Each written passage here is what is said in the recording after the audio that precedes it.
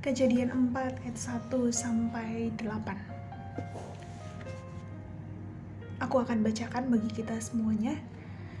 Kain dan Habel. Manusia itu bersetubuh dengan Hawa, istrinya. Perempuan itu mengandung lalu melahirkan Kain, dan ia berkata, "Aku telah mendapatkan seorang laki-laki dengan pertolongan Tuhan." Kemudian ia melahirkan Habel, adik Kain. Habel menjadi gembala kambing domba, sedangkan Kain menjadi petani. Beberapa waktu kemudian, Kain mempersembahkan sebagian dari hasil tanah itu kepada Tuhan sebagai korban persembahannya. Habel juga mempersembahkan sebagian dari anak sulung kambing dombanya dengan lemaknya. Tuhan mengindahkan Habel dan korban persembahannya itu, tetapi Kain dan korban persembahannya tidak diindahkannya. Lalu hati Kain menjadi sangat panas dan wajahnya muram. Firman Tuhan kepada Kain, "Mengapa hatimu panas dan wajahmu muram? Bukankah wajahmu akan berseri-seri jika engkau berbuat baik? Namun, jika engkau tidak berbuat baik, dosa sudah mengintai di depan pintu. Hasratnya tertuju kepadamu, tetapi engkau harus berkuasa atasnya." Kata Kain kepada Habel adiknya, "Mari kita pergi ke ladang." Ketika mereka ada di padang, tiba-tiba Kain menyerang Habel, adiknya, dan membunuhnya. Demikian firman Tuhan yang kita baca. Ya, jadi ini adalah setelah Adam dan Hawa diusir dari Taman Eden oleh karena pemberontakan mereka kepada Tuhan. Ternyata di balik hukuman yang mereka alami, konsekuensi yang mereka dapatkan atas perbuatan dosa, ya Tuhan tetap mengasihi mereka. Ya, Tuhan memberikan anugerah kepada mereka melalui anak, ya mereka dikarunia anak, yaitu Kain dan juga Habel. Di sini dikatakan Kain yang menjadi petani memberikan sebagian dari hasil tanahnya gitu ya untuk dipersembahkan kepada Tuhan. Sedangkan Habel, dia pekerjaannya sebagai pengembala domba, dia juga memberikan persembahan, yaitu mempersembahkan sebagian dari anak sulung kambing dombanya dengan lemak-lemaknya. Ya, singkat cerita seperti yang kita tahu, persembahan Kain ditolak dan persembahan Habel itu diterima. Nah, kira-kira apa yang membuat itu terjadi? Ya, kalau kita melihat di sini di ayat 4b dikatakan Tuhan mengindahkan Habel dan juga korban persembahannya. Di ayat 5 juga dikatakan ya Tuhan tidak mengindahkan Kain gitu ya, sehingga ya Tuhan juga tidak menerima persembahan Kain itu gitu ya. Nah, jadi kita bisa melihat di sini ya hidup Habel berkenan di mata Tuhan gitu ya. Aku meyakini gitu ya, memang nggak ada disampaikan apa yang dilakukan oleh Habel gitu ya, tapi dari apa yang telah dia lakukan gitu ya, aku percaya dia hidup berkenan di mata Tuhan. Dia hidup mengasihi Tuhan, dia hidup ya benarlah di dalam Tuhan gitu. Karena apa gitu ya, seseorang yang hidup benar kepada Tuhan, seseorang yang mengasihi Tuhan gitu ya, aku pikir dia juga akan memberikan persembahan yang terbaik gitu ya, persembahan yang tidak asal-asalan gitu ya, tapi persembahan di dalam kesungguhannya seperti itu gitu ya. Tapi ya memang ada beberapa pandangan, ada beberapa tafsiran, ada yang aku baca juga sebenarnya ya mereka itu sama-sama baik kok gitu ya, karena pada saat itu yang Tuhan mau itu persembahan sukarela gitu ya, bukan persembahan kewajiban gitu ya. Ini persembahan sukarela.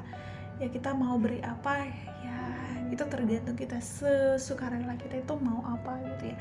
Tapi inti yang mau disampaikan di sini adalah Tuhan enggak menerima persembahan kan itu karena apa gitu ya, karena dia gitu, bukan karena persembahannya gitu ya, bukan karena persembahannya yang ini maka Tuhan menolak dia gitu ya. Tuhan menolak dia bukan karena persembahannya, tapi Tuhan enggak menerima persembahan itu karena dianya nih gitu ya. Jadi ini subjeknya, ini orangnya nih yang bermasalah gitu ya. Ya jadi aku meyakini gitu ya, Habel hidup berkenan di dalam Tuhan, dia hidup mengasihi Tuhan ya, sehingga ya bisa kita lihat gitu ya, dia juga memberikan persembahan yang terbaik ya kalau bisa kita bilang di situ gitu ya. Dan Ya ketika kalau kita baca selanjutnya, ketika Kain juga mengajak Habel ke padang, ya dia nurut-nurut aja gitu, dia nggak protes mau ngapain dan segala macam, enggak gitu ya.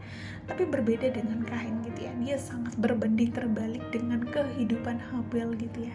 Di situ dikatakan di ayat 5, Tuhan tidak mengindahkan Kain, maka persembahannya pun tidak diterima oleh Tuhan. Ya aku percaya ini adalah kemahakuasaannya Tuhan ya, kemahatauannya Tuhan gitu ya. Ya mungkin kita belum melihat ya di sini sesuatu hal yang buruk gitu terhadap Kain gitu ya. Tapi inilah Tuhan gitu yang sudah mengetahui sebelum manusia tahu gitu ya. Orang mungkin tidak tahu gitu bagaimana hidup Kain, bagaimana kejahatan Kain gitu ya, bagaimana kejahatan kita, keberdosaan kita, mungkin orang tidak tahu gitu, tetapi Tuhan Maha tahu, Tuhan mengetahui segala sesuatu gitu yang kita lakukan gitu ya. Dan memang terbukti gitu ya, memang terbukti Kain adalah orang yang jahat, terbukti Kain adalah orang yang tidak benar gitu ya, tidak sungguh-sungguh di dalam Tuhan gitu. Kalau dia benar gitu ya, kalau dia tidak jahat, kalau dia orang yang baik gitu ya, dia kalau kita lihat dia tidak akan mungkin protes kepada Tuhan gitu ya kalau persembahannya tidak diterima. Dan kalau dia betul-betul orang yang baik, orang yang benar, orang yang takut akan Tuhan, dia tidak mungkin iri seperti itu ya. Ya irinya tuh maksudnya itu juga iri gitu ya, tetapi irinya ini berlanjut terus hingga pada akhirnya dia membunuh gitu ya. Dan terlihat juga dari apa yang dia persembahkan gitu ya. Jadi orang yang benar, orang yang mengasihi Tuhan, ya aku pikir tidak mungkinlah tidak memberikan persembahan, apalagi memberikan yang asal-asalan seperti itu ya. Ya jadi aku pikir orang yang mengasihi Tuhan, orang yang benar, orang yang ya selalu di dalam Tuhan, pasti terlihat buahnya ya dari apa yang dipersembahkan seperti itu. Nah, lalu kita melihat di sini ya apa yang terjadi pada hati Kain. Lalu dibilang, lalu hati Kain menjadi panas. Ya, sangat panas bahkan dikatakan di sini, dan wajahnya murung. Ini mengingatkanku tentang apa yang disampaikan firman Tuhan di dalam kitab Amsal. Amsal 3 ayat 2, 3 bilang, jagalah hatimu dengan segala kewaspadaan, karena dari sanalah terpancar kehidupan gitu ya. Jadi Kain iri hati kepada Habel gitu ya. Di situ dikatakan hatinya mulai panas gitu. Dia tidak berhasil menjaga hatinya gitu ya. Dia tidak menjaga hatinya dengan segala kewaspadaan, sehingga apa gitu ya, keiri hatian itu menimbulkan dosa-dosa yang lain ya. Dosa iri hati itu menimbulkan dosa-dosa yang lain, sehingga apa? Timbullah kebencian.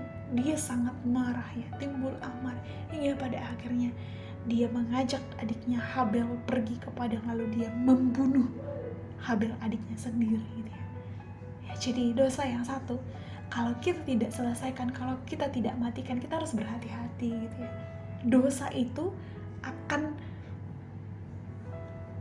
menimbulkan dosa yang lain ya, membuat kita itu untuk semakin mengerjakan yang lain gitu ya, bukan malah bertobat atas itu gitu ya, malah lebih pengen melakukan dosa, dan itu akan semakin besar yang akan kita lakukan gitu ya, akan lebih pengen melakukan dosa-dosa yang lebih fatal lagi gitu ya. Ini adalah suatu hal yang begitu mengerikan ya. Ini adalah sesuatu hal yang ya harus kita selesaikan, harus kita berhentikan gitu ya, supaya kita tidak masuk ke dalam dosa-dosa yang lain gitu ya. Lalu di sini Tuhan mengingatkan Kain. Kalau kita lihat di ayat 6 dan ayat 7, Tuhan kasih nasihat kepada Kain gitu ya. Tuhan memperingatkan Kain gitu ya, dosa sudah ada di ambang pintu. Tuhan mengingatkan, jangan biarkan dia masuk gitu, jangan biarkan dosa itu masuk, dia sudah di ambang pintu gitu ya. Tuhan mau bilang, kalahkan dosa itu, matikan dosa itu gitu ya, dia sudah ada di ambang pintu gitu ya. Ya jadi ini ya mengingatkanku ya gitu ya, oh iya, dosa itu sudah di ambang pintu gitu, sudah dekat kepada kita, tetapi Tuhan juga kasih anugerah kepada kita untuk bisa menguasai dosa itu gitu ya.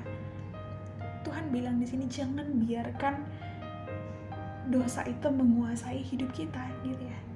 Ini aku percaya gitu bahwa Tuhan itu kasih kekuatan kok bagi kita untuk menaklukkan dosa itu gitu ya. Makanya firman Tuhan juga berkata ya seperti ini juga. Jangan biarkan dosa itu menguasai kamu gitu ya. Tapi Tuhan juga memampukan kita untuk kita tidak dikuasai oleh dosa gitu.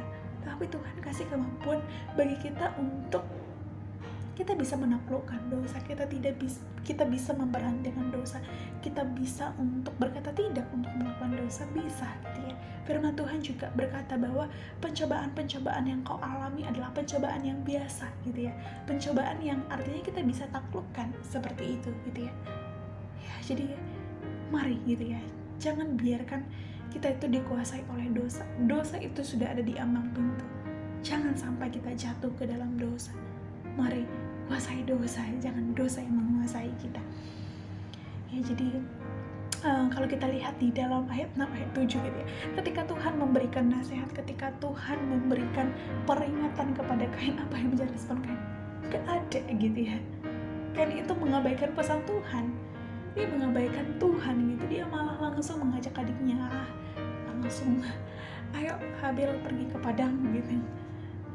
Dia gak mendengarkan Tuhan lagi gitu ya, sehingga dia melakukan dosa, dia membunuh adiknya Habil gitu ya.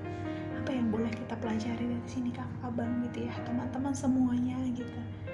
Kita adalah manusia yang lemah, sehingga iblis itu ingin sekali mengincar hati kita. Dia memang tidak bisa merebut kita dari tangan Tuhan, itu yang dibilang di dalam Injil Yohanes. Tetapi dia bisa memporak-porandakan hidup kita melalui hati kita yang dia curi gitu ya. Dia bisa mencuri hati kita sehingga hidup kita diporak-porandakan oleh iblis. Mari sadar gitu ya, kalau kita itu adalah manusia yang begitu lemah gitu. Jangan biarkan dosa itu berkuasa atas kita gitu. Dan mari minta kekuatannya kepada Tuhan. Lagi-lagi Tuhan sudah memberikan anugerah kepada kita. Ya, dia memberikan kekuatan kepada kita untuk bisa menaklukkan dosa itu. Sekarang bagian kita untuk betul-betul memberikan atau kesadaran di dalam diri kita sendiri gitu. Aku tidak akan jatuh ke dalam dosa, aku tidak akan membiarkan dosa masuk ke dalam kehidupanku, aku tidak memberi ruang ke dalam dosa itu gitu ya. Ya, dan kita harus menyadari gitu, segala sesuatu itu berasal dari hati. Kita harus menyadari segala sesuatu berasal dari hati. Seperti di Amsal 4 ayat 23 tadi ya. Jagalah hatimu dengan segala kewaspadaan, karena dari sana terpancar kehidupan. Kita harus mengingat gitu ya, menyadari bahwa segala sesuatu itu berasal dari hati. Kalau hati kita bermasalah, kalau segala sesuatu tidak beres di dalam hati kita, ya itu pasti akan memancarkan sesuatu hal yang tidak benar pula gitu ya, tidak beres pula gitu ya. Kalau hati kita bermasalah, pasti cenderung sekali ucapan kita juga bermasalah ya, ucapan kita juga menyakiti orang, ucapan kita juga menjatuhkan orang, ucapan kita juga penuh amarah dan benci kepada orang gitu ya. Kalau hati kita tidak beres, cenderung juga pikiran kita bermasalah gitu ya. Kalau hati kita tidak beres, cenderung juga apa yang kita lakukan juga sesuatu hal yang tidak benar gitu ya, tindakan kita bermasalah. Jadi itu dimulai dari hati. Mari kita jaga hati kita dengan segala kewaspadaan. Bagaimana caranya gitu ya? Mari cari Tuhan dan kekuatannya gitu. Mari minta pertolongan Tuhan kepada kita supaya kita bisa menaklukkan itu semua dan kita bisa terus menguasai dosa, bukan dosa yang menguasai kita.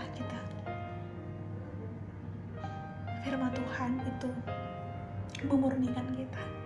Firman Tuhan itu menolong kita, mengajar kita, memimpin kita supaya kita tidak jatuh ke dalam dosa. memimpin kita untuk melakukan apa yang berkenan kepada Tuhan, memberkati orang dan memuliakan namanya. Ya, maka carilah Tuhan dan kekuatannya, dan jangan kasih dosa itu ruang ya, sehingga dia bisa berhasil masuk. Jangan sampai. Jagalah hatimu dengan segala kewaspadaan, karena dari sanalah terpancar kehidupan.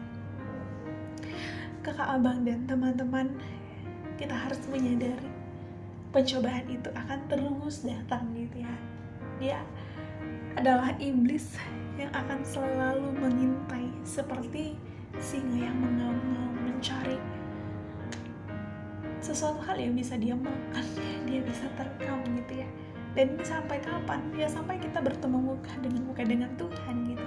Selama kita hidup di dunia ini, pencobaan akan terus datang sampai akhir zaman gitu ya. Ya maka apakah kita mau terus dikuasai oleh dosa? Apakah kita mau terus hidup dalam belenggu dosa?